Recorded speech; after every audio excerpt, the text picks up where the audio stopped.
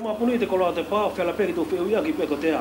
Mahina e lua ko tō situa kia i ne tāwhi ngā wa haluai i te kau ngā ue o te whale koloa aia. Nena tō tangi ki ona tō tongi i te maua tangata ngā whaparangi o hangai o tana whakamahina mai e mika le pūnu fu. Ne kua iei a te uki tohi tāranga ne kua whai. Pea hoko mai ki te ahonei. More kei muri i te uki tohi tāranga aia. Mai tō nāruanga ai, ne whakatuu i te tohi tāranga. Ko te urua ki puani ko te utotongi. Lua, ko te kau ngā ue. Pea ku hoko mai ki te ahonei ka ne whakamoni i te tohi tāranga.